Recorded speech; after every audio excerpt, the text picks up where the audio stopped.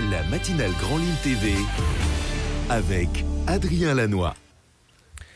Lundi 4 juillet, 7h30 en direct sur Grand Lille TV. Merci d'être en notre compagnie. Très bon réveil à toutes et à tous. Bon appétit également si vous prenez votre petit déjeuner. D'abord les prévisions météo avec un temps. On sait qu'aujourd'hui, la grisaille de nouveau au programme. Même si on attend quelques belles éclaircies de soleil peut-être cet après-midi, il ne pleuvra pas en tout cas aujourd'hui. Et puis le temps sera quand même plus doux avec des températures en hausse jusqu'à 22 ou 23 degrés de prévu cet après-midi à Lille. Mais l'information, l'image à la une bien sûr ce matin, c'est la belle victoire de l'équipe de France de football hier soir en quart de finale de l'Euro. Les Bleus ont donc battu l'Islande 5-2 et s'ouvrent la route des demi-finales face à l'Allemagne jeudi soir. Avant cela, je vous propose de revivre cette belle soirée en compagnie de supporters de l'équipe de France. Alison Pelletier était avec la famille gallois pour vivre ce match. Et qui c'est qui gagne ce soir? La France! La France! Toute la famille gallois est réunie aux couleurs de la France. 20h45, ils se préparent à vivre une soirée exceptionnelle. Accueillis par Nicolas et Xavier à Mont-Saint-Barol, ils sont une vingtaine. Oncles, cousins, frères et sœurs. Il y a même la petite dernière de 2 mois et demi, Tiffany. On a peu d'occasions de pouvoir réunir tout le monde un dimanche ou pour des occasions particulières. Donc on s'est dit, et puis comme on a de l'espace, on s'est dit c'est le moment et puis on se réunit pour vivre ça tous ensemble, c'est plus sympa.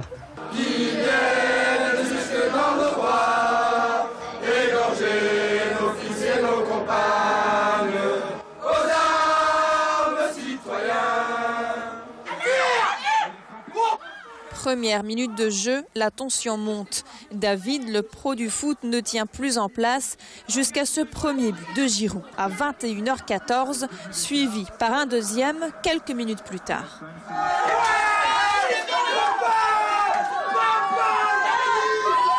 Payet et Griezmann se chargeront du 3e et du 4e. À la mi-temps, c'est le soulagement. Je pense que pour l'honneur, ils laisseront un but aux autres, histoire que voilà, ils repartent pas bredouille. Mais juste un. Pas plus, juste un, pas plus. On n'est pas fous non plus. Non. Encore 2 ou 3 buts, ce serait beau. Encore un au moins. Quelques coups de ballon pour les hommes, quelques douceurs dans le salon pour reprendre des forces. La deuxième partie de match peut commencer dans de bonnes conditions.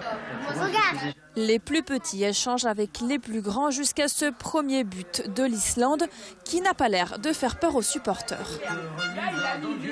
Entre déception, joie et énervement, la famille galloise transpire jusqu'à la dernière minute du match. 5-2 pour les Bleus, la France se qualifie en demi-finale et les Islandais quittent l'Euro la tête haute. Franchement, les Islandais, on pourrait leur faire une haie d'honneur à l'aéroport avant qu'ils partent. Ils méritent aussi bien les joueurs que leurs supporters. Désormais, place à la fête sur le parking de la maison et rendez-vous jeudi prochain. Les Bleus auront besoin de soutien face à l'Allemagne.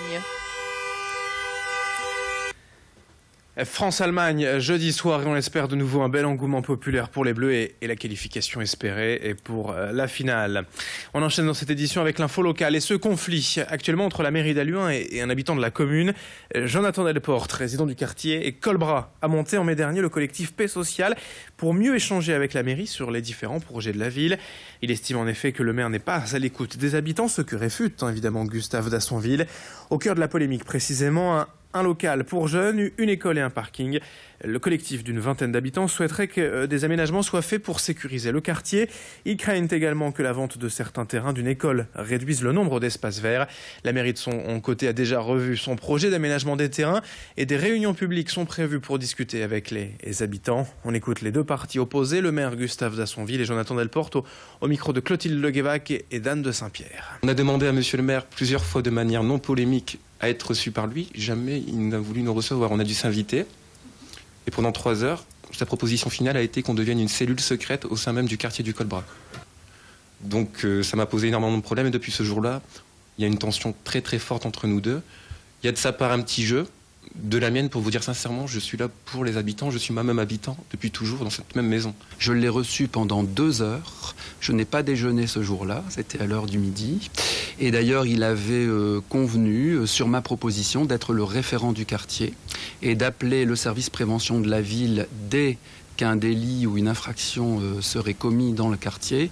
3 jours après, il a complètement changé d'attitude en me traînant dans la boue dans la presse locale. 7h35, dans le reste de cette édition, je vous en parlais tout à l'heure. Alors que la météo ne semble pas décider à vouloir nous offrir un temps estival, la luminothérapie est peut-être une solution si la pluie et la grisaille vous font déprimer. Vous le voyez, c'est une lumière blanche, semblable au soleil. De plus en plus fréquente dans les instituts, cette technique permet de profiter des bienfaits du soleil quand la météo est mauvaise.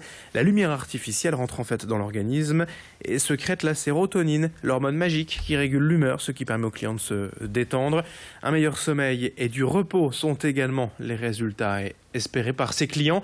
Une séance de 30 minutes que nous présente Clotilde Lequevac. C'est juste un apport de lumière en fait, il n'y a pas de rayonnement UV, donc vous ne bronzez pas, c'est juste le rayonnement qui pénètre dans les yeux et le corps fait lui-même l'énergie. Après c'est un peu plus compliqué au niveau du corps, mais c'est vrai qu'en présence de lumière, la sérotonine et la mélatonine aussi, donc qui est l'hormone du sommeil, va être sécrétée.